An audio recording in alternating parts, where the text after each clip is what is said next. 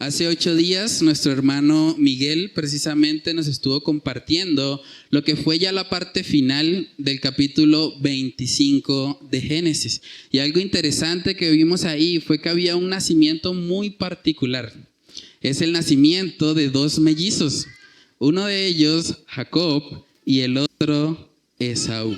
Y es bastante interesante esa historia porque nos muestra mucho acerca de cómo iba a ser la relación de estos dos hermanos. Aún desde el vientre de la madre se podía notar que había una rivalidad entre estos hermanos. Ahí en Génesis capítulo 25, en el versículo 21 dice: y oró Isaac a Jehová por su mujer que era estéril, y lo aceptó Jehová, y concibió Rebeca su mujer. Y los hijos luchaban dentro de ella. Y los hijos luchaban dentro de ella, y dijo: si es así, ¿para qué vivo yo? Y fue a consultar a Jehová. Imagínense eso, después de 20 años orando para que el Señor le concediera un hijo, Dios no le dio un hijo, le dio dos al mismo tiempo. Y vemos que había una batalla entre ellos. Yo me imagino eso para la mamá debió haber sido complicado. Si las madres, cuando de pronto los niños están ahí en el vientre y dan una patadita o se estiran, como que sienten un poquito ahí la incomodidad. Ahora imagínense tener dos mellizos luchando entre sí. Porque habían escuchado la palabra de que el mayor servirá al menor. El dolor fue tan fuerte que el mismo texto dice que ella quiso morirse. O sea, después de estar orando y anhelando tener un hijo, ahora dice: Señor, pues si es así, ¿para qué vivo yo? Pero vemos una vez más la gracia, la misericordia, la compasión de nuestro Dios que ayuda a esta mujer en medio del dolor que probablemente estaba experimentando, porque dice el texto que ella consultó a Jehová. O sea, en medio de los dolores que estaba experimentando, ella oró, buscó el rostro de Dios, y dice en el verso 23 que Dios le respondió. Y le respondió Jehová: dos naciones hay en tu seno, y dos pueblos serán divididos desde tus entrañas. El un pueblo será más fuerte que el otro pueblo, y el mayor servirá al menor. Es impactante que estos dos mellizos, escuchando esta palabra, estuviesen como disputándose en el vientre quién iban a ser primero. Entonces es algo muy impactante y además nos muestra que los bebés no nacidos son personas. Saben que este mundo de progresistas, este mundo feminista está tratando de decir que las mujeres hasta que el niño no nace no es persona. Dicen: no, eso es un cúmulo de células que está ahí acumulado y ya. Pero aquí vemos dos bebés reaccionando ante una palabra al punto que cuando nacieron, dice la palabra que Jacob tomó del calcañar a Esaú. O sea, había una lucha ahí interna queriendo ser precisamente el primero. Dice ahí en Génesis 25, en el verso 24, cuando se cumplieron sus días para dar a luz, he aquí había gemelos en su vientre. Y salió el primero, rubio, y era todo velludo como una pelliza, y llamaron su nombre Esaú. Después salió su hermano, y miren lo que hizo su hermano. Trabada su mano al calcañar de Esaú, yo me imagino esa escena. O sea, Jacob, se me fue Esaú, pero lo agarro ahí del calcañar. Dice, al calcañar de Esaú, y fue llamado su nombre Jacob. Y era Isaac de edad de 60 años cuando ella los dio a luz. Entonces, hermanos, aquí podemos ver cómo desde el vientre los niños tienen la capacidad de entender la palabra. A veces subestimamos eso. De hecho, la Biblia nos dice que Juan el Bautista, estando en el vientre, fue lleno del Espíritu Santo. Entonces, no podemos pensar acerca de los niños no nacidos, que ellos todavía no son personas, que ellos mágicamente al nacer ya se van a convertir ahora sí en seres vivos, cuando la realidad es que no solamente la palabra de Dios, toda la biología y la ciencia demuestra que hay vida desde el momento de la concepción. Y es interesante porque el nombre Jacob significa el que toma por el calcañar. O significa también el suplantador. Porque la idea de alguien tomando por el calcañar es precisamente hacer tropezar al que va adelante para ocupar luego su lugar. Y es interesante porque es lo que Jacob va a hacer de aquí en adelante. Vamos a hablar más acerca de eso cuando estemos estudiando Génesis capítulo 27, pero casi que toda la vida de Jacob giró en torno a buscar lo que inicialmente era la primogenitura de Esaú.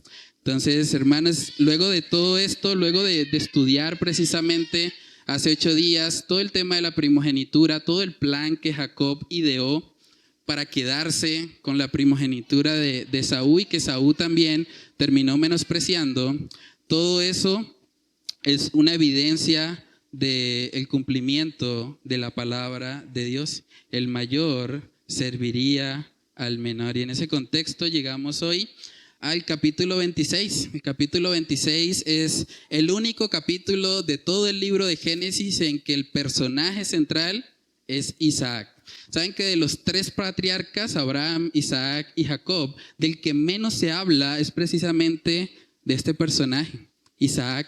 Parece que Isaac tenía una vida muy tranquila, era un hombre bastante pacificador, no quería estar en muchos problemas, bastante tranquilo. De hecho, hasta este momento vamos a ver que por primera vez quiere moverse del lugar donde él estuvo después de la muerte de su padre Abraham.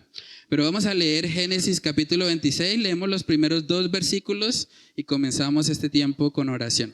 Dice Génesis 26, versículos del 1 al 2. Después hubo hambre en la tierra, además de la primera hambre que hubo en los días de Abraham. Y se fue Isaac a Abimelec, rey de los filisteos, en Gerar. Y se le apareció Jehová y le dijo: no desciendas a Egipto. Habita en la tierra que yo te diré. Vamos a orar para pedir la dirección del Señor. Padre, te damos muchas gracias por esta porción de las Escrituras. Gracias porque podemos aprender hoy, Señor, acerca de esta prueba, Señor, por la cual tú pasaste a Isaac y que vemos, Señor, que él tuvo que luchar realmente con muchos pecados que también eran una lucha para su padre. Era algo que él había visto de primera mano. Oramos, Señor, para que tú nos ayudes a poder identificar patrones pecaminosos en nuestras familias, para que podamos apartarnos de ellos y para que podamos buscar siempre, Señor, tu buena, agradable y perfecta voluntad para nuestras vidas.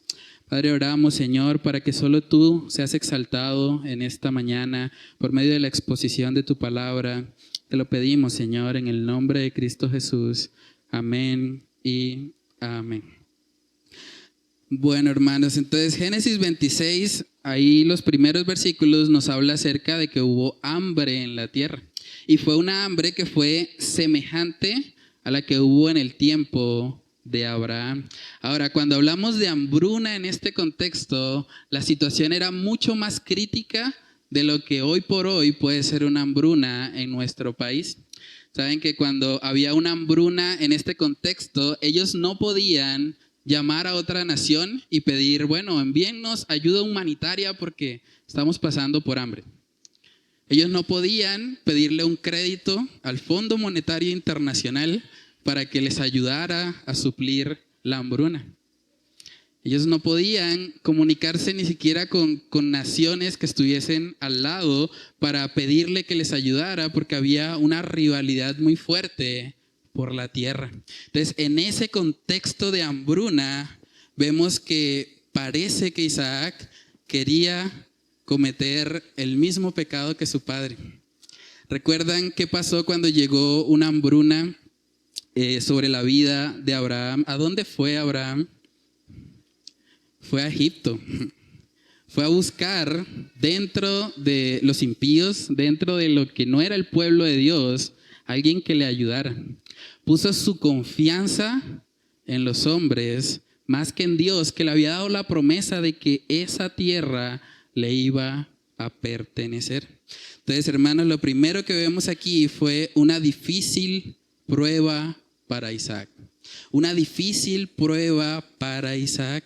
Y no sabemos realmente si Isaac estaba diciéndole, bueno, Señor, el hambre es tan grande que yo mejor me voy para Egipto.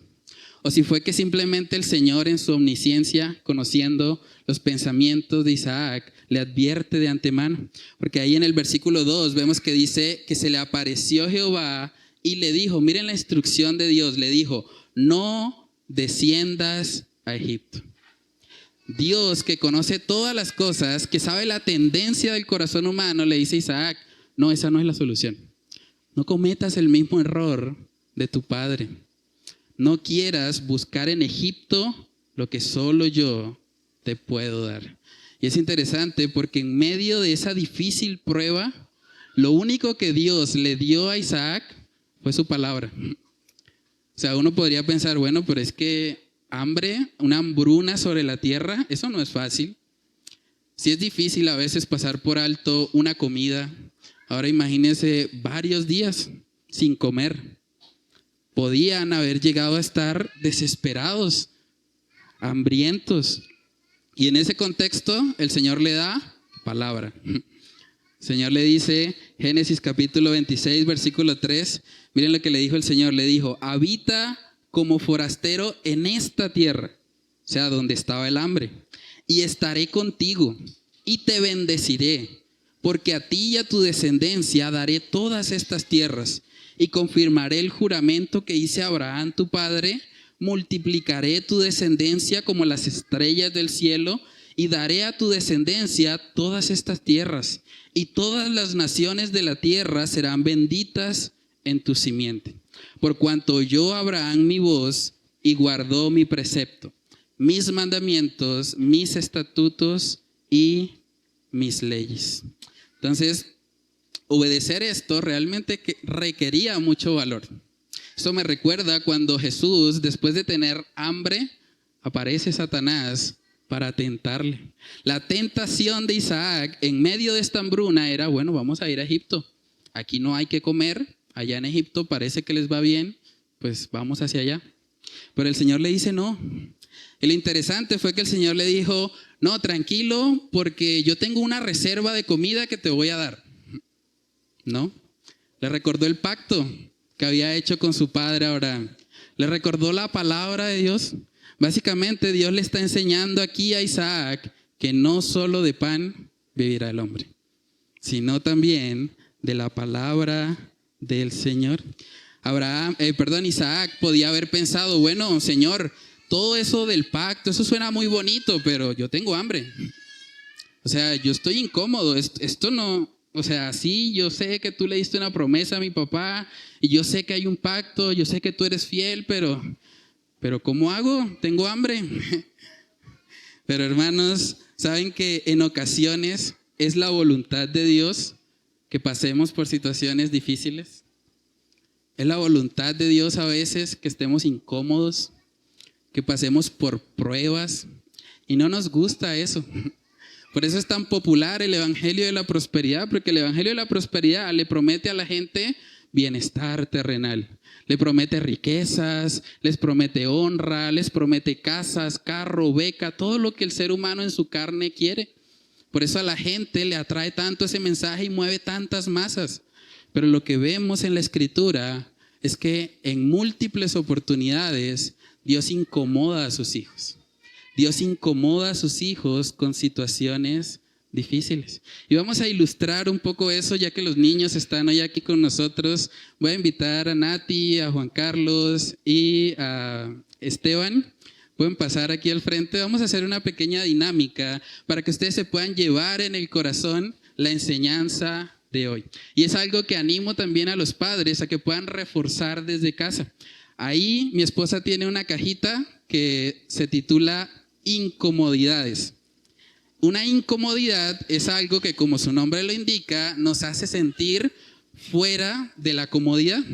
De ahí el nombre, ¿cierto? Entonces, esas piezas que están ahí son unas piezas que utiliza mi hijo generalmente para jugar, pero esta vez las vamos a colocar dentro del zapato de cada uno de ellos. Entonces, vamos a abrir ahí la cajita y ellos se van a colocar esas piezas de armatodo, se las van a colocar ahí dentro del zapato y vamos a ver cómo les va. Vamos a ver cómo se siente tener una pieza dentro del zapato.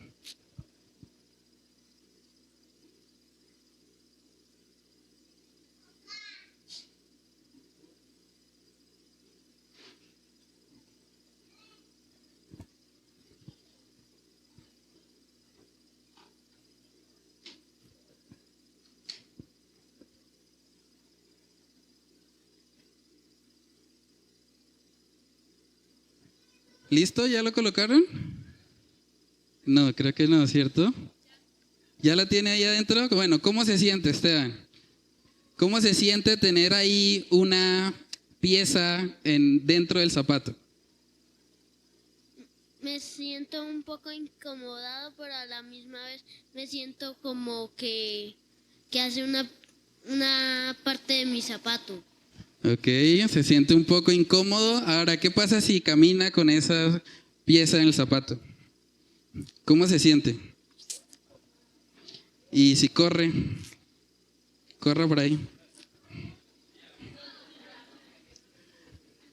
¿Cómo se siente? Bueno, ahora les voy a hacer una pregunta. ¿Ustedes alguna vez en su vida le habían dado gracias a Dios por no tener una piedra en el zapato? ¿Alguna vez? ¿Nunca? O sea que la incomodidad que ellos están viviendo les enseñó a ser agradecidos por algo que no habían sido agradecidos. Ellos nunca habían sido agradecidos por no tener una piedra en el zapato. Pero esta incomodidad que están teniendo ahora les está enseñando a ser más agradecidos. Entonces, de la misma manera funciona con Dios. A veces Dios tiene que pasarnos por momentos difíciles para que nuestros corazones duros reconozcan y agradezcan su bondad sobre nuestra vida. Vamos a hacer el siguiente ejercicio. Ustedes se van a ir y se van a sentar y cuando yo llegue al tercer punto de la enseñanza, el primero que llegue acá recibe un premio. ¿Listo? Tienen que estar atentos a la enseñanza porque en el tercer punto deben llegar y el primero que llegue recibe el premio. Listo, entonces aquí podemos ver un ejemplo de Dios soberanamente incomodando la vida de su hijo, la vida de Isaac. El Señor permitió que Isaac por un periodo de tiempo sintiera hambre. Y saben que la Biblia nos muestra en múltiples pasajes que Él permite la incomodidad en la vida de sus hijos, porque Él tiene un propósito a través de eso. Vamos a ver algunos ejemplos. Primera de Timoteo capítulo 5. Primera de Timoteo capítulo 5, versículo 23. Primera de Timoteo 5, 23, dice ahí la palabra, hablándole Pablo a Timoteo, él le dice, ya no bebas agua, sino usa un poco de vino por causa de tu estómago y de tus frecuentes enfermedades. Y uno se preguntaría, ¿y cómo así de que enfermedades? ¿Un cristiano con enfermedades? Además con enfermedades frecuentes, porque Pablo le está diciendo que eran frecuentes las enfermedades estomacales de Timoteo. Bueno, parece que sí. Dios está permitiendo la enfermedad sobre la vida de Timoteo porque quiere moldear en Timoteo algo más importante que simplemente tener salud física. Filipenses capítulo 4, el apóstol Pablo, el hombre que más libros escribió del Nuevo Testamento, también llegó a estar muy incómodo, a tener situaciones de dificultad. Dice Filipenses capítulo 4 en el versículo 12, dice ahí Pablo, sé vivir humildemente y sé tener abundancia. En todo y por todo estoy enseñado, así para estar saciado como para tener hambre, así para tener abundancia como para padecer necesidad. Y una vez más, ¿cómo así un cristiano al punto de tener escasez, de que tenía hambre Pablo? Ese punto había llegado. Y no fue natural en él, fue algo que aprendió. El mismo texto está mostrando que él aprendió a contentarse cualquiera sea su situación. pero hubo momentos en la vida de Pablo donde él llegó a sentir hambre. Así como Isaac, en el texto que estamos estudiando, también llegó a sentir hambre. Es una realidad que puede pasar en la vida del cristiano. Segunda de Corintios, capítulo 12. Yo creo que este fue uno de las cosas que más incomodó a Pablo. Es lo que vamos a leer ahora en Segunda de Corintios, capítulo 12, versículos del 7 al 9. Segunda de Corintios 12, verso 7 dice: y para que la grandeza de las revelaciones no me exaltase desmedidamente, me fue dado un aguijón en mi carne, un mensajero de Satanás que me abofetee, para que no me enaltezca sobremanera. Respecto a lo cual, óigase bien, he rogado al Señor que lo quite de mí. Respecto a lo cual 3 veces, he rogado al Señor que lo quite de mí, y me ha dicho: bástate mi gracia, porque mi poder se perfecciona en la debilidad. Por tanto, de buena gana me gloriaré más bien en mis debilidades, para que repose sobre mí el poder de Cristo. Y uno se preguntaría, ¿cómo así un cristiano rogando 3 veces y no se cumplió su petición? ¿Y qué pasó con el decláralo y recíbelo? ¿Y qué pasó con el que todo lo que pidas en el nombre de Jesús se va a cumplir? Parece que Pablo no recibió eso. El cristianismo de Pablo no era el cristianismo carismático que vemos hoy en día en muchas congregaciones. Pablo recibió un no de Dios. El Señor le dijo: bástate mi gracia. En medio de tu incomodidad con este aguijón, debes aprender a que mi gracia es suficiente. Debes aprender, no te voy a quitar la incomodidad, Pablo, vas a seguir con el aguijón, pero mi poder se va a perfeccionar en medio de la debilidad. ¿Saben que no nos gusta cuando llegan estas situaciones difíciles a nuestra vida? Cuando llegan los problemas, los conflictos, las situaciones difíciles, humanamente no quisiéramos estar ahí porque nos incomoda. Pero precisamente es en esos momentos, en medio de esas dificultades, que nuestra fe es probada. Y lo que estaba pasando con Isaac era eso. Él tenía la tentación de ir a Egipto. Él podía haber pensado, bueno, mi papá lo hizo, mi papá se fue a Egipto y pues sobrevivió. De pronto, si yo lo hago, también puede ser que el Señor tenga misericordia de mí. Hay un dicho, un adagio popular que dice que de tal palo, tal astilla. Y lo que vemos aquí en Isaac era que él tenía los mismos temores, las mismas luchas que al parecer su padre Abraham también tenía. Pero hermanos, debemos tener mucho cuidado. La incomodidad no es una excusa para salirnos de la voluntad de Dios, para buscar en Egipto lo que solo Dios nos puede dar. Isaías capítulo 31, vamos a ver lo que dice ahí la palabra acerca de aquellos que descienden a Egipto, precisamente en busca de ayuda. Bueno, en medio de la incomodidad, hermanos, muchas veces es cuando nuestra alma tiende a querer desviarse de la voluntad de Dios. Isaías capítulo 31 en el versículo 1 nos da una advertencia. Dice ahí: ay de los que descienden a Egipto por ayuda y confían en caballos y su esperanza ponen en carros porque son muchos y en jinetes porque son valientes y no miran al Santo de Israel ni buscan a Jehová. ¿Saben que cuando un cristiano piensa, bueno, voy a solucionar de pronto el problema de la incomodidad que me genera la soltería, lo voy a solucionar con la fornicación? Voy a buscar una persona, voy a empezar a ver ciertos videos por redes sociales y voy a empezar como a satisfacer eso. O cuando un cristiano piensa, bueno, tengo una situación económica difícil, entonces no, Dios me entiende, yo de verdad, mi jefe está tapado en plata y yo estoy pasando hambre, así que Dios me entiende y yo puedo tomar algo de la empresa de mi jefe para suplir mi necesidad. Y eso, cuando una persona hace eso, es como descender a Egipto. Es creer que buscando en el pecado voy a encontrar algo que me satisfaga. Cuando un cristiano piensa, bueno, voy a solucionar el problema de la enfermedad con ese movimiento del evangelio de la prosperidad. Entonces, cuando estoy enfermo, voy a hacer un pacto con Dios, porque Dios me tiene que sanar. Dios tiene que cumplir lo que yo quiera, porque en últimas el evangelio de la prosperidad lo ha convertido en un siervo para mí. Y cuando la persona hace eso, es descender a Egipto.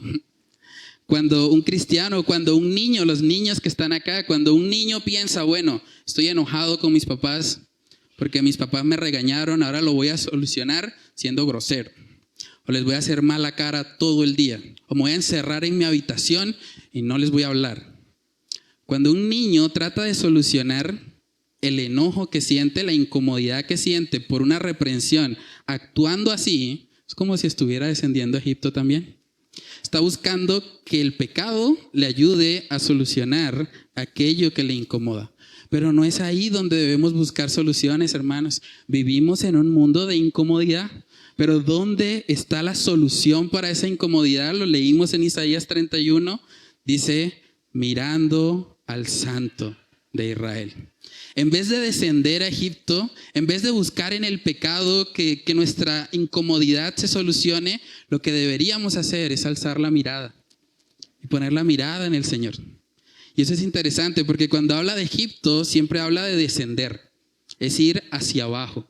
Pero cuando habla del Señor es levantar la mirada, es poner la mira, como dicen Colosenses, en las cosas de arriba. Hay un salmo que me gusta mucho y que de hecho ilustra muy bien esto. Salmos capítulo 121. En el versículo 1, miren lo que dijo el salmista.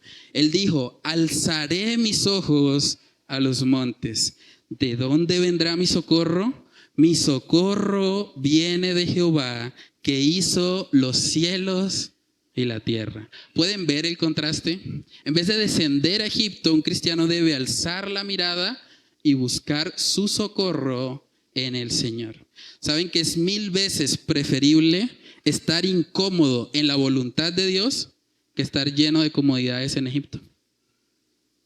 Es 1000 veces mejor estar incómodo pero en la voluntad de Dios que estar lleno de comodidades en Egipto. Y es lo que el Señor quería tratar en la vida de Isaac.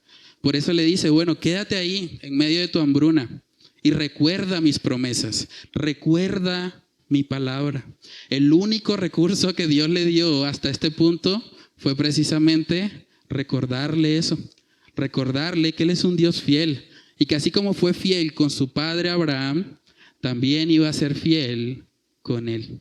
Saben que, hermanos, el único recurso que realmente necesitamos para salir de la incomodidad que puede traer el pecado es precisamente poner la mirada en el Señor. Salmos capítulo 119, versículos del 9 al 11, dice ahí la palabra, ¿con qué limpiará el joven su camino?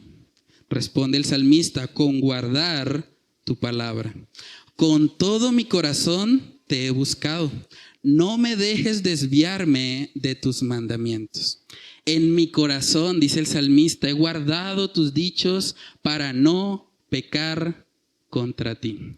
Lo que Isaac necesitaba para no descender a Egipto era recordar las promesas de Dios, recordar que Dios es fiel, recordar que así como estuvo con su padre, también iba a continuar con la promesa que había dado a través de él. Entonces, hermanos, de la misma manera, en la lucha contra el pecado, en la santificación del creyente, es fundamental que la palabra de Dios more en abundancia en nuestras mentes. De lo contrario, es imposible. Es imposible. Un corazón que no está lleno de la palabra de Dios es cuestión de tiempo para que caiga en el pecado. Un corazón que no se está llenando de Dios se va a llenar de sí mismo.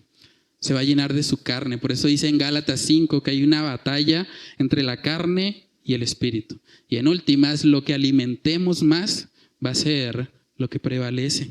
En Génesis capítulo 25 lo vimos. ¿Recuerdan la historia de Esaú? Esaú, en el momento de la prueba, también en el momento de hambruna, de incomodidad, ¿qué pensó? Me voy a morir si no como. Su razonamiento gira en torno a su carne. En vez de pensar, Señor, tu palabra es mi sustento, yo puedo sobrevivir un día sin comer, porque tú me sostienes, tú eres fiel. Pero vemos que el razonamiento de Esaú fue precisamente enfocado en sí mismo. Ahí mismo en Génesis capítulo 25 podemos ver eso. En el versículo 29 dice, y guisó Jacob un potaje, y volviendo Esaú del campo cansado, dijo a Jacob, te ruego que me des a comer de ese guiso rojo, pues estoy muy cansado. Por tanto fue llamado su nombre Edom. Y Jacob respondió, muy astuto Jacob, dijo, véndeme en este día tu primogenitura. Entonces dijo Esaú, miren el razonamiento que hay detrás del pecado. Esaú dijo, he aquí que yo voy a morir, ¿para qué pues me servirá la primogenitura? O sea, lo que le llevó a pecar a Esaú primeramente fue sus pensamientos. Él pensó y menospreció en su mente, bueno, pero si me muero, ¿esto para qué sirve? Mejor vendamos la primogenitura. Y de esa manera terminó despreciando lo que el Señor le había dado. Hermanos, es muy importante cuidar nuestros pensamientos. Debemos cuidar qué es lo que está aquí, qué es lo que gobierna realmente nuestra manera de pensar. Sin la palabra de Dios morando en nuestros corazones, es imposible que podamos guardarnos de pecar. Sin la palabra de Dios morando en nuestros corazones, es imposible que seamos guardados del pecado. Saben que uno de los motivos de oración de Jesús tenía que ver precisamente con eso. En Juan capítulo 17, antes de enviar a sus discípulos al mundo a cumplir con esa gran comisión, el Señor oró por ellos. Juan capítulo 17, versículos del 15 al 18 dice, no ruego que los quites del mundo, sino que los guardes del mal. No son del mundo, como tampoco yo soy del mundo. Y miren lo que él dijo, santifícalos en tu verdad. Tu palabra es verdad. Como tú me enviaste al mundo, así yo los he enviado al mundo. Nótese que el problema no era el mundo. Si el problema fuese el mundo, el Señor hubiese dicho, pues sácalos del mundo, llévalos a un monasterio, que estén en un lugar apartado, solos, para que no tengan contacto con el mundo. Pero no, el Señor quería hacerles ver que el problema o lo que necesitaban para ser santificados era su verdad, su palabra, para que aún siendo enviados al mundo, dentro del mundo, pudiesen vivir en santidad, pudiesen honrar al Señor. Saben que es muy importante entender eso.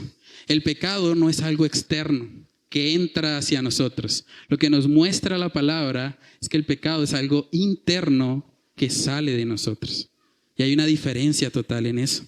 En Mateo capítulo 15, esa historia ilustra muy bien ese principio. Mateo capítulo 15, en una ocasión cuando los fariseos empezaron a acusar al Señor diciendo que los discípulos no guardaban las tradiciones de ellos, podemos ver que el Señor responde en Mateo 15, verso 19, dice, porque del corazón salen los malos pensamientos, los homicidios, los adulterios, las fornicaciones, los hurtos, los falsos testimonios, las blasfemias. Estas cosas son las que contaminan al hombre. Pero el comer con las manos sin lavar no contamina al hombre. Lo que el Señor les está haciendo ver a estos fariseos que están tan enfocados en las cosas externas, les está haciendo ver es que el pecado sale de adentro. No es algo de afuera que entra y nos contamina, no. Es que estamos contaminados y necesitamos ser purificados desde el interior para que de esa manera seamos guardados del pecado. ¿Saben que la diferencia principal que vemos entre el antiguo y el nuevo pacto es eso? La Biblia dice que bajo el nuevo pacto el Señor quita el corazón de piedra y pone un corazón de carne. Y la ley de Dios ahora está escrita en nuestros corazones, de tal manera que obedecer a Dios no es algo externo, es algo que tiene que ver con nuestro ser interior. En esta época de diciembre mucha gente dice, bueno, pastor, pero es que este mes de diciembre usted sabe que hay mucha pachanga Y pues bueno, pastor, vamos a tener un tiempito ahí como para relajarnos un poquito y como que tal vez no voy a ir tanto a la iglesia en el mes de diciembre porque los sábados estoy ocupado y pues me acuesto tarde y pues madrugar luego o levantarme al domingo en la mañana es como difícil. Y mucha gente culpa el mes de diciembre de los problemas, de sus pecados, de lo que hacen en esta época. Pero saben que según lo que estamos aprendiendo hoy, el problema no es diciembre. El problema es tu corazón pecaminoso. El problema es que tu corazón no está lleno de la palabra de Dios. El problema es que no estás siendo santificado por la verdad como Cristo oró. Estás permitiendo más bien que el mundo entre, que el mundo llene tu corazón malvado. Pero debemos tener claro esto, hermanos, porque la única forma de poder luchar efectivamente en la guerra que todos tenemos contra el pecado es entendiendo cuál es el enemigo a derrotar. El enemigo no es principalmente Satanás, como muchos podrían pensar. El enemigo no es principalmente el mundo, ni las cosas que hay en el mundo. El enemigo principalmente es nuestro corazón malvado. Y es ahí donde se debe librar la batalla. Entonces, si tú pecas, no es porque tu familia te obligó a pecar en diciembre. Si tú pecas, no es porque en la iglesia nadie se preocupó por ti y tú caíste. Si tú pecas, o los niños que están acá, si ustedes pecan, no es porque sus papás los regañaron. Es que mi papá me hizo enojar y por eso hice eso. No. Tú pecas porque tienes un corazón malvado. Tú pecas porque no estás lleno de la palabra de Dios. Porque si en tu corazón estuvieses guardando los dichos de la palabra, no pecarías en contra de Dios. Entonces, cuando entendemos eso, vamos a poder vivir una vida cristiana eficaz. Vamos a poder entender que el principal enemigo lo llevamos dentro. Y de esa manera no vamos a descender a Egipto, no vamos a descender al mundo, al pecado, para buscar ayuda, sino que vamos a correr hacia Dios. Vamos a alzar los ojos y a buscar nuestro refugio que viene de lo alto. Entonces, ¿cómo podemos aplicar esto a nuestras vidas? Hay varias aplicaciones. Lo primero es preguntémonos, ¿a dónde vas tú cuando tu vida se pone difícil? ¿A dónde vas tú cuando la incomodidad llega a tu vida? Llámese hambruna, como lo que le pasó a Isaac. Llámese una situación económica difícil. Cuando llega la enfermedad. Cuando hay oraciones no contestadas de parte de Dios. Hay creyentes que se frustran y dicen, Señor, no oro más, me cansé. Estoy pidiendo siempre por lo mismo y tú no me lo cumples. Pero esa es la actitud de un cristiano. Eso es lo que la palabra de Dios enseña. Conflictos familiares, cuando hay dificultades, cuando hay tensión en el hogar, en la casa, entre los esposos, con los hijos, en la crianza, ¿a dónde vas tú? ¿Vas a Egipto en busca de ayuda? Cuando recibes ingratitud de aquellos a quienes amas, hay gente que piensa, fueron muy ingratos conmigo, yo tanto que les ayudé, tanto que hice por ellos, no les vuelvo a ayudar. Y llenan su corazón de rencor. Y uno piensa, bueno, pero ¿realmente es la actitud de un cristiano? ¿Es lo que dice la palabra? ¿O a dónde vas tú en medio de una soltería no deseada? ¿A dónde vas tú? ¿Vas a buscar un yugo desigual? ¿Vas a buscar una mujer porque, bueno, no hay nadie en la iglesia y yo me siento solo, así que la primera que me encuentre, allá voy? Eso es descender a Egipto. Eso es buscar en el pecado lo que solamente Dios puede darnos. Entonces debemos tener claro, hermanos, Jesús mismo lo prometió. En el mundo tendréis aflicción. Nos vamos a incomodar mientras estemos debajo del sol. Pero en medio de la incomodidad debemos buscar el socorro que viene de lo alto. Debemos poner nuestra mirada en Cristo. Tú eres consciente de que el mayor enemigo de tu alma no es el mundo, no es Satanás, no es una esposa difícil, no es una familia difícil, no es una iglesia que no te satisface en tus necesidades. El problema principal eres tú, es tu pecado, es tu corazón que no está siendo lleno de la palabra de Dios. Entonces, ¿cómo podemos contrarrestar eso? Necesitamos llenarnos de las Escrituras. Necesitamos que la palabra de Dios sea nuestro mayor alimento. Más que saciarnos físicamente, más que tener hambre física que es natural en nosotros, deberíamos pedirle al Señor que Él nos dé hambre espiritual. Que Él nos dé hambre de su palabra, de la oración, de llenarnos de Él. Hoy en día, con el auge de las redes sociales, mucha gente dice, bueno, pues yo no estudio ya la palabra porque yo me pongo ahí 2, 3 predicaciones y ya con eso resuelvo. O sea, 2, 3 predicaciones, cada uno predica 1 hora, ya 3 horas, ¿qué más quiero? Pero saben que las personas que hacen eso se están perdiendo realmente de lo que el Señor les manda hacer. Porque la Biblia no dice escudriñad el video de YouTube o escudriñad a tu pastor youtuber favorito. Más bien la Biblia dice escudriñen la palabra, escudriñen las Escrituras. Hermanos, debe ser el mayor alimento de nuestras almas. En última, si una persona escucha 10, 20 o hasta 30 predicaciones al día y no tiene un tiempo a solas con Dios, esa persona no está teniendo una relación con Dios, está teniendo una relación con el celular o está teniendo una relación con YouTube, con las redes sociales, pero con Dios, con su palabra, no. En Juan capítulo 5, en el versículo 39, vemos el mandato del Señor.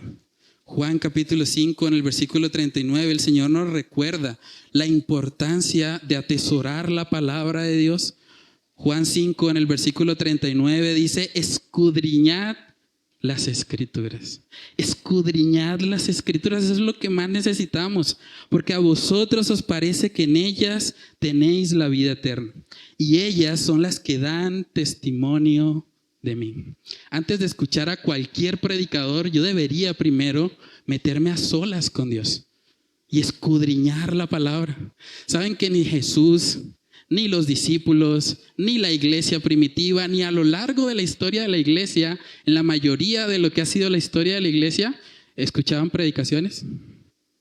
Pero aún así estaban llenos del Espíritu Santo, estaban llenos de Dios. Uno ve el libro de Hechos y sin escuchar un solo video en YouTube, esa iglesia estaba apasionada, esa iglesia estaba llena del Espíritu Santo, anhelando más de Dios.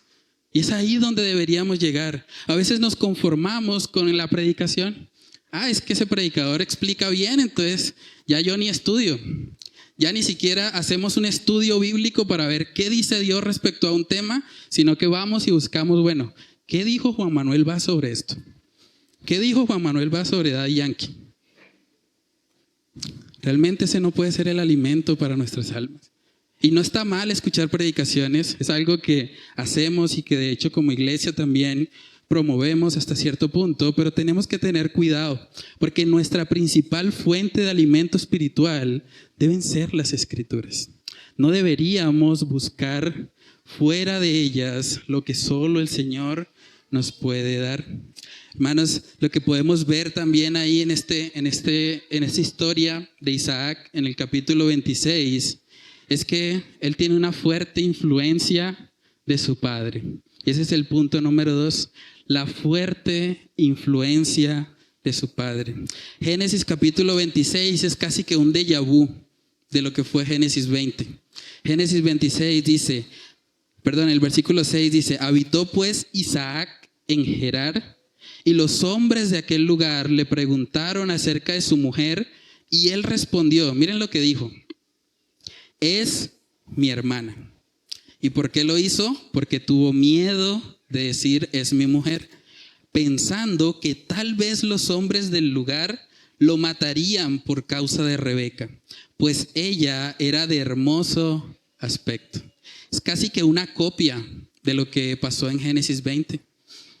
De ahí es de donde sale muchas veces el adagio popular que de tal palo, tal astilla. En Génesis capítulo 20 vemos una historia muy parecida. Dice ahí, Génesis 20 del 1 al 3, de allí partió Abraham a la tierra del Negev y acampó entre Cades y Sur y habitó como forastero en Gerar. Y dijo Abraham de Sara su mujer, es mi hermana. Y Abimelech, rey de Gerar, envió y tomó a Sara. Pero Dios vino a Abimelec en sueños de noche y le dijo: he aquí, muerto eres a causa de la mujer que has tomado, la cual es casada con marido. Y aquí es importante aclarar que cuando se habla de Abimelec, no se habla de una persona en específico. Abimelec era un título. Y por eso vemos que aparece el rey Abimelec con Abraham y posteriormente, muchos años después, aparece con Isaac. No es que este hombre fuera eterno o muy longevo, sino que probablemente Isaac se encuentra con el hijo, con el descendiente. Porque Abimelec apunta a un título y no necesariamente a una persona. Es como cuando aparece la palabra faraón. Faraón también es un título. Y había diferentes faraones, pero el título en últimas era faraón. Algo así sucede con la expresión de Abimelec. Pero hermanos, algo que de verdad yo creo que debería hacernos temblar, sobre todo a los que somos padres. Si hay algo que de verdad debería mover nuestro corazón, es este capítulo 26. Los mismos pecados del papá los está cometiendo el hijo. Qué importancia el ejemplo de un padre. Isaac imitó mucho de la fe de su padre Abraham. O sea, muchas de las cosas buenas de Abraham, Isaac las tuvo. Pero también muchos de los defectos de su padre los replicó. Parece que él quería descender a Egipto, pero Dios se le aparece de antemano y le dice: no desciendas a Egipto. O sea, la misericordia de Dios impidió que él descendiera, pero probablemente era lo que él quería hacer. Y aquí vemos que mintió exactamente igual que su padre. Por temor a los hombres, dijo que su esposa era su hermana. Qué importancia para los padres el poder modelar a nuestros hijos un carácter piadoso. Saben que en Efesios capítulo 6, el Señor hace una exhortación puntualmente a los hombres, a los padres, a los progenitores masculinos, para que moldeemos, para que criemos a nuestros hijos en la disciplina y amonestación del Señor. Efesios capítulo 6, en el versículo 4 dice: y vosotros, padres, no provoquéis a ira a vuestros hijos, sino criadlos en disciplina y amonestación del Señor. En disciplina y amonestación del Señor. Yo creo que es probable, estamos hablando en un terreno de especulación, pero es probable que Abraham no le enseñara a Isaac sobre cómo lidiar con el temor a los hombres.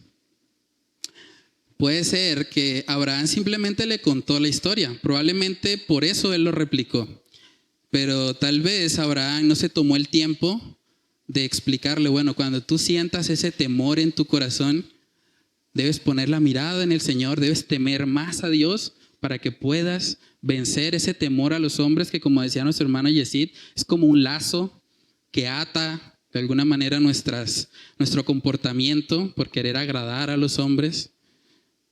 Pero probablemente Abraham no hizo esa tarea. Y el resultado de eso es que Isaac tuvo que vivir las mismas consecuencias que su padre Abraham vivió por causa de la mentira. Si seguimos leyendo ahí en Génesis capítulo 26, vemos que dice: sucedió que después que él estuvo allí muchos días, Abimelec, rey de los filisteos, mirando por una ventana, vio a Isaac que acariciaba a Rebeca, su mujer. Y llamó a Abimelec a Isaac y dijo: he aquí, ella es de cierto tu mujer. ¿Cómo pues dijiste, es mi hermana? E Isaac le respondió: porque dije, quizá moriré por causa de ella. Y Abimelec dijo: ¿por qué nos has hecho esto? Por poco hubiera dormido alguno del pueblo con tu mujer y hubieras traído sobre nosotros el pecado. Entonces Abimelec mandó a todo el pueblo diciendo: el que tocare a este hombre o a su mujer, de cierto morirá. Y es interesante porque algo que hablábamos de Génesis capítulo 20 es que el rey Abimelec, siendo un rey pagano, termina exhortando a Abraham. Termina diciéndole: ¿cómo se te ocurre, Abraham? Nos dijiste una mentira y nos pusiste en riesgo a todos nosotros. Y ahora el descendiente, el hijo, el siguiente rey Abimelech, podemos ver que le dijo a Isaac lo mismo. ¿Qué te pasa, Isaac? O sea, si no es porque yo me doy cuenta que estabas acariciándola, que realmente no era tu hermana, o sea, nos estás poniendo aquí a todos en riesgo. Y eso es curioso porque el rey pagano termina exhortando al que se supone que es el creyente, al creyente mentiroso. Isaac está cometiendo el mismo pecado que su padre Abraham. Yo me imagino cómo estaría la imagen del cristianismo en ese sector. 2 reyes seguidos están viendo, no. Abraham, mentiroso, casi nos matan por culpa de él. Luego tiene un hijo y igual, ¿no? ¿Qué podemos esperar de Jacob?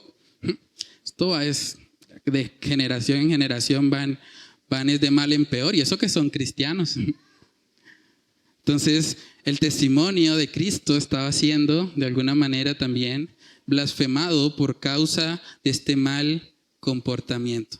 Ahora es importante también aclarar que esto que estamos viendo aquí no implica que lo que vivió Isaac fue una maldición generacional. Es importante aclarar eso porque se ha infiltrado una supuesta doctrina en muchas congregaciones que le enseña a la gente que ellos tienen que pedir perdón por los pecados de sus antepasados. Y ellos toman un texto de Éxodo capítulo 20, que es un texto fuera de su contexto. De hecho, hace un tiempo atrás hicimos una serie hablando de la Biblia en su contexto y estudiamos específicamente ese pasaje. Si usted lo quiere estudiar, la serie está ahí en YouTube, puede verla, pero es algo muy importante porque esta enseñanza de las maldiciones generacionales ha hecho que el sacrificio de Cristo no sea suficiente. Y es ahí donde tenemos problemas. Porque hay mucha gente que aún siendo cristiana, en las iglesias les están diciendo, vaya y averigüe qué hizo su abuelo, qué hizo su bisabuelo y qué hizo su tatarabuelo. Y anote todos esos pecados en una hoja y luego usted va y los quema y ahí el Señor le libera. Pero saben que afirmar eso es negar la suficiencia del sacrificio de Cristo. Porque es decir que yo tengo que hacer algo extra para que Dios me perdone. Y en últimas es contrario a la palabra, porque la Biblia misma nos muestra que ningún hijo es responsable por el pecado de su papá. Es cierto, hay una influencia, el padre probablemente va a influenciar mucho a su hijo, pero en últimas cada hijo es responsable de lo que hace y no puede culpar a sus papás. Ezequiel capítulo 18, vamos ahí, este texto creo que aclara muy bien ese tema. Ezequiel capítulo 18, en el versículo 20, dice ahí la palabra del Señor: el alma que pecare, esa morirá. El hijo no llevará el pecado del padre, ni el padre llevará el pecado del hijo. La justicia del justo será sobre él, y la impiedad del impío será sobre él. En otras palabras, cada quien es responsable de su propio pecado. Los niños que están acá, ustedes no pueden culpar a sus papás por los pecados que ustedes cometen. No pueden decir, es que yo tuve una mamá muy estricta y por eso peco. No. Usted es responsable de su propio pecado. Cuando usted hace algo indebido, tiene que reconocer que el problema está primeramente dentro de su corazón.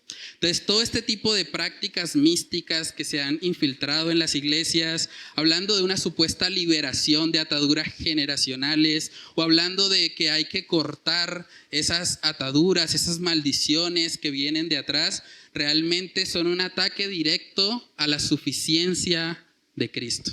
No necesitamos liberación, no necesitamos cortar una maldición generacional, necesitamos arrepentirnos de nuestros pecados y confiar en Cristo como único y suficiente Salvador. Y si hacemos eso, la misma Biblia dice que al que el Hijo os libertare, será verdaderamente libre. Entonces, lo que estamos viendo aquí en Isaac no es una maldición generacional, más bien es un mal ejemplo o una influencia negativa que Isaac abrazó.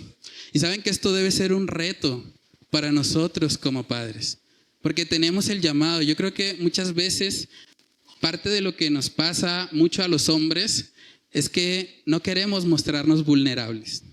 Yo creo que es algo que el Señor trata muchas veces en nuestra vida y muchas veces lo hace a través de la paternidad. Porque a veces como hombres tendemos a mostrar siempre una coraza y siempre estamos bien. Y la imagen que tienen nuestros hijos de nosotros es: mi papá siempre bien, siempre fuerte, siempre orando, siempre firme. Pero no nos tomamos el tiempo a veces de abrir nuestro corazón con ellos y de decirles: hijo, tengo esta lucha. Hijo, yo no soy perfecto. Hijo, yo también necesito a Cristo. Hijo, perdóname porque en ocasiones te he dado mal ejemplo. Perdóname. Y es necesario eso. Yo quiero retar a los padres que están acá. ¿Qué tal si tú tienes una conversación honesta con tu hijo acerca de tus luchas? Nos cuesta, ¿verdad? Nos cuesta hacer eso. Pero ¿qué tal si tú te sientas con tu hijo y le confiesas a tu hijo: hijo, yo tengo esta lucha, hijo, y es algo que me cuesta mucho, y es algo que quiero que tú sepas porque soy tu papá y porque probablemente esta misma lucha que yo estoy teniendo también la puedas llegar a tener tú, y quiero que tengas herramientas para que puedas luchar contra esto. ¿Qué tal si tú le cuentas a tu hijo o a tu hija? ¿Qué tal si tú le cuentas cómo has estado batallando con algún pecado? ¿Qué tal si abres tu corazón? Si te quitas las máscaras delante de tus hijos y les confiesas: hijo, tengo esta lucha. Hijo, yo no soy perfecto. Hijo, necesito que vayas a la palabra de Dios, porque probablemente yo no voy a ser el mejor ejemplo para ti todo el tiempo. Pero si miras a Cristo, si pones la mirada en Él, vas a poder encontrar plenitud para tu alma. Los niños que están acá, una vez más, ¿qué tal si tú le preguntas respetuosamente a tu papá o a tu mamá? ¿Qué tal si tú le preguntas: papá, ¿cuál es tu lucha más grande en tu vida cristiana? ¿Qué tal si le preguntas a mamá: mamá, ¿qué ha sido lo más difícil desde que te convertiste al cristianismo? ¿Qué herramientas me puedes dar a mí, que soy tu hija y que probablemente tengo muchos aspectos de tu personalidad y de tu carácter? ¿Qué herramientas me puedes dar para cuando esas luchas lleguen a mi vida, yo las pueda enfrentar con sabiduría? ¿Qué tal si le hablas a tu hijo abiertamente de tus pecados, de aquello que ha sido difícil para ti? Es importante eso, hermanos. Yo creo que eso fue muy probablemente lo que le faltó a Abraham. Probablemente Abraham no tuvo ese tiempo para abrir su corazón con Isaac y para confesarle sus faltas y para darle herramientas para que él supiera cómo luchar en contra a ese temor a los hombres. ¿Qué tal si los padres y los hijos en conjunto oran al Señor por esto? ¿Qué tal si saliendo de acá van y almuerzan o tienen un tiempo a solas y hablan acerca de eso? ¿Qué tal si se confiesan sus pecados? ¿Qué tal si buscan en la palabra de Dios que sea el Señor el que les esté mostrando cómo lidiar, cómo identificar primeramente cuál es ese patrón pecaminoso que tienen y cómo combatirlo en el poder del Espíritu Santo? ¿Cómo superarlo en la gracia de Dios? Es muy importante eso. Una familia que ora unida, una familia que busca al Señor, que no está buscando aparentar algo que no es, sino que con honestidad, con transparencia, con integridad, abre su corazón, aún delante de sus hijos, y les muestra que no somos padres perfectos, pero que apuntamos a Cristo en medio de nuestra debilidad. El tercer y último punto en esta noche se titula... Ok, muy bien. Aquí tenemos a alguien que estaba muy atenta. Bueno, Esteban, vamos a ver si tenemos un premio ahorita de consolación. ¿Listo? El tercer y último punto en esta mañana se titula: a pesar del pecado, Dios permanece fiel. Saben que después de todo esto que hizo Isaac, después de haber mentido, después de haber redundado en el mismo pecado de su padre, Dios podía haber dicho: no, tú eres un pecador. No, yo te había hecho una promesa, pero mira, la embarraste, ya no. O sea, Dios podía haber dicho simplemente: bueno, Isaac, fallaste. Tuviste una oportunidad y la desperdiciaste. Pero podemos ver que a pesar del pecado de Isaac, Dios permanece fiel. Dios cumplió lo que había prometido, porque lo que había prometido no dependía del desempeño de Isaac, no dependía de sus buenas obras. Génesis capítulo 26, versículo 12, dice ahí la palabra, y sembró Isaac en aquella tierra. Imagínense eso. ¿En qué tierra está sembrando aquí Isaac? En Gerar, donde estaba la hambruna. Y miren el respaldo de Dios, dice, y sembró Isaac en aquella tierra y cosechó aquel año 100 por 1. Y le bendijo Jehová, el varón se enriqueció y fue prosperado y se engrandeció hasta hacerse muy poderoso. Y tuvo hato de ovejas y hato de vacas y mucha labranza, y los filisteos le tuvieron envidia. Y todos los pozos que habían abierto los criados de Abraham su padre en sus días, los filisteos los habían cegado y llenado de tierra.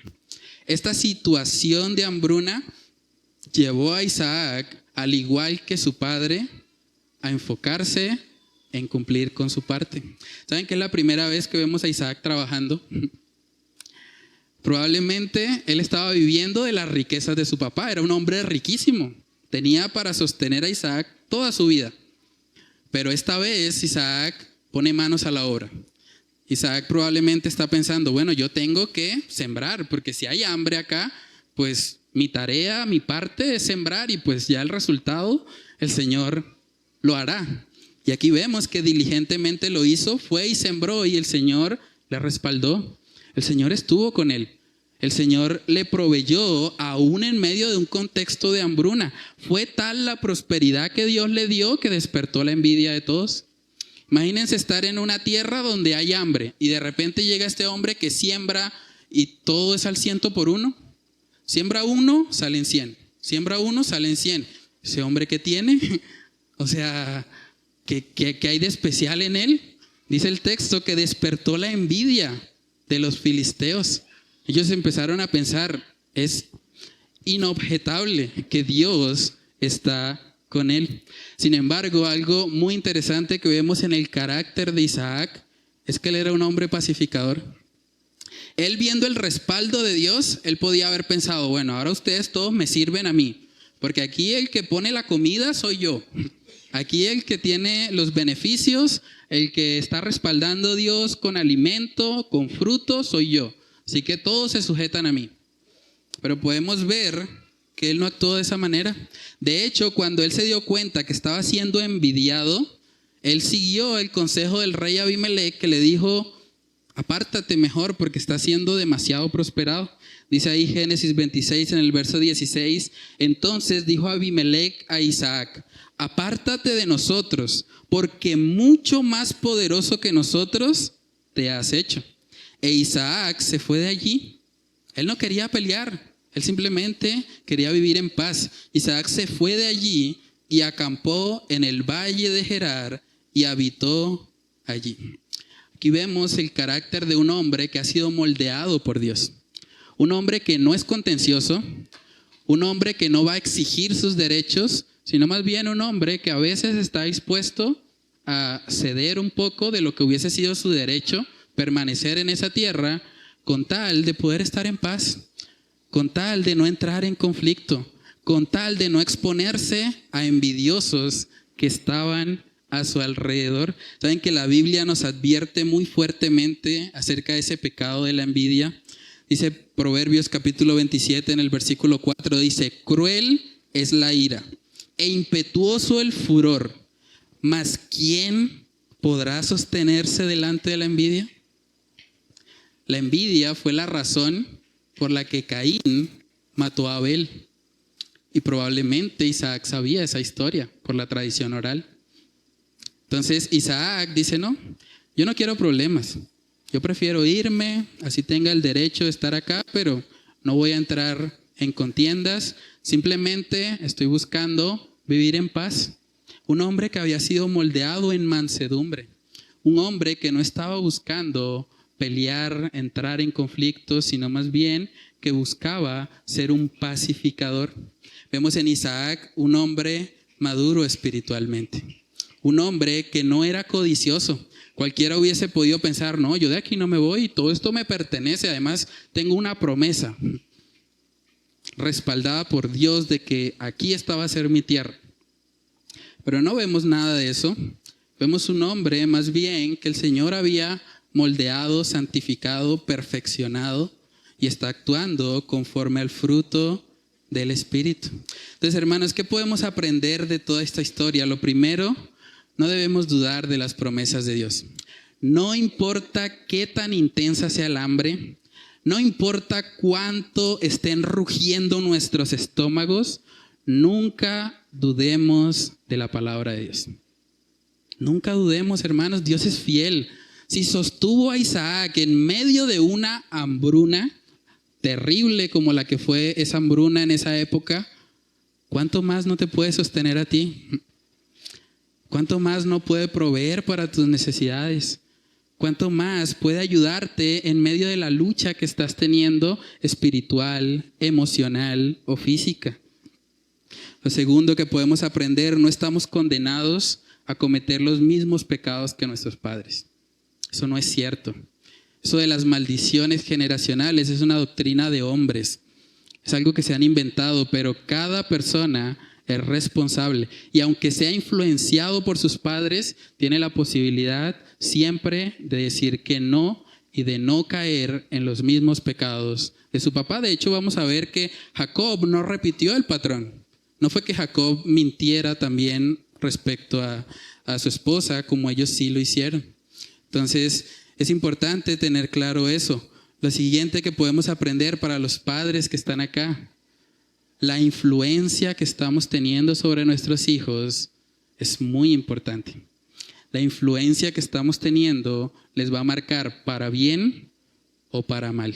Es una gran responsabilidad a la que los padres tenemos.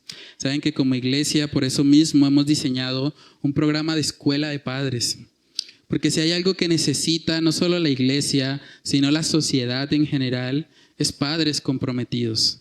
Padres que puedan entender el rol que Dios les ha dado de criar a sus hijos en la disciplina y amonestación del Señor.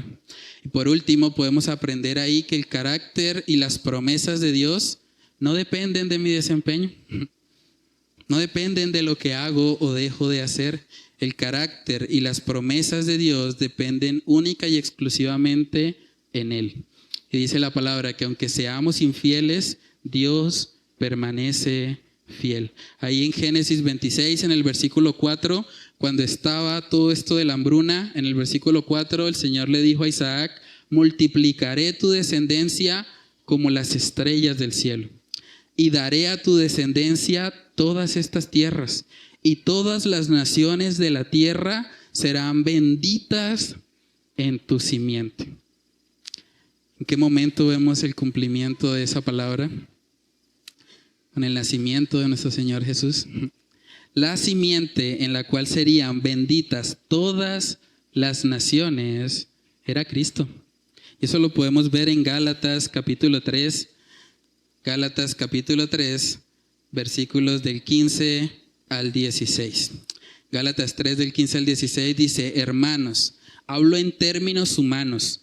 Un pacto, aunque sea de hombre, una vez ratificado, nadie lo invalida ni le añade.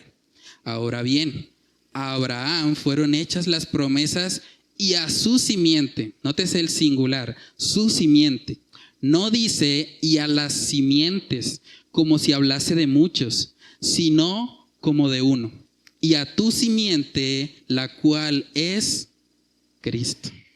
El pecado de Isaac no alteró ni un milímetro la promesa que Dios había dado de que Él enviaría al Salvador, de que el Salvador, Cristo, iba a bendecir a todas las naciones en la medida en que estas personas se acercan a Él por medio de la fe. Entonces, algo que podemos aprender también de este pasaje es que tú puedes ser partícipe de la bendición de Abraham.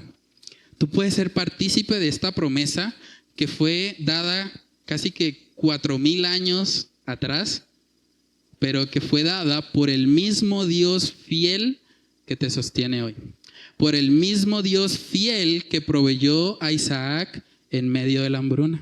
El Señor ha prometido que en la simiente de Abraham, en la simiente de Isaac, que es una, serán benditas todas las naciones. En Cristo Jesús, gente de toda lengua, todo pueblo, todo linaje, toda nación va a reconocer un día que Él es el Salvador, que Él es el Mesías. Apocalipsis capítulo 7, en el versículo 9, me encanta ese pasaje porque nos da un vistazo acerca de esa adoración celestial. Apocalipsis capítulo 7, en el versículo 9 dice: después de esto miré, y he aquí una gran multitud. Aquí vemos el cumplimiento de la promesa, la cual nadie podía contar, de todas naciones. No solo los judíos, no solo Israel, de todas naciones y tribus y pueblos y lenguas que estaban delante del trono y en la presencia del Cordero, vestidos de ropas blancas y con palmas en las manos, y clamaban a gran voz diciendo: la salvación pertenece a nuestro Dios, que está sentado en el trono y al Cordero. Esa es la bendición de Abraham, y tú puedes ser partícipe de ella si te arrepientes de tus pecados y pones tu confianza en esa promesa hoy. Tú puedes ser el representante de habla hispana en la adoración celestial. Tú puedes ser el que hable español, si quieres verlo así, en el cielo, y diciendo: gloria a Dios, porque la salvación le pertenece al Cordero. Entonces, hermanos, que el Señor nos ayude a ver la fidelidad de Dios y a seguir caminando en fe en pos de sus promesas. Vamos a orar. Padre, te damos muchas gracias, Señor, por este tiempo. Gracias por esta palabra, Señor, que nos exhorta, que nos muestra, Señor, tu fidelidad a pesar de nosotros, tu fidelidad a pesar de nuestras fallas, tu fidelidad a pesar de nuestros pecados reincidentes, Señor. Padre, sabemos que tú eres un Dios fiel. Sabemos que tus promesas no dependen de lo que hacemos o dejamos de hacer. Sabemos que eres tú, Señor, quien ha prometido que todo aquel que pone su fe en Cristo Jesús ya no experimentará condenación. Ninguna condenación hay para los que están en Cristo Jesús. Padre, ayúdanos a ser partícipes de esa gloriosa bendición.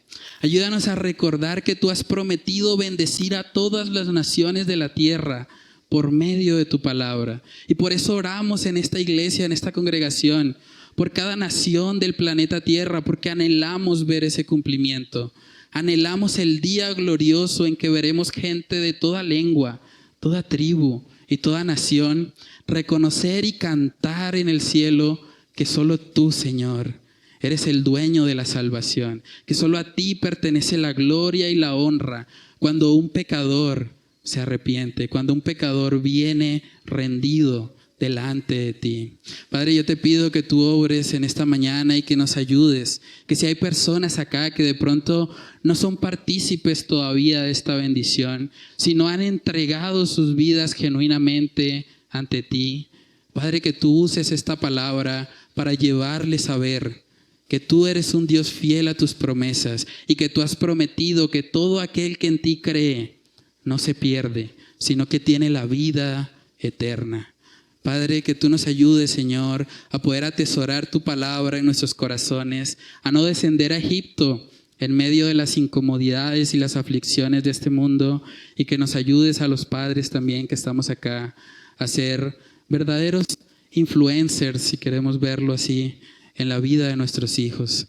Ayudarlos, influenciarlos para bien y llevarlos, Señor, a reconocer sus luchas, sus pecados y darles las herramientas necesarias, Señor, para que puedan combatir en el poder del Espíritu Santo y ser libres, Señor, de todo aquello que les esclavice. Padre, que seas tú obrando por medio de la aplicación de lo que hemos estudiado en esta mañana. Te lo pedimos, Señor, en el nombre de Cristo Jesús. Amén y amén.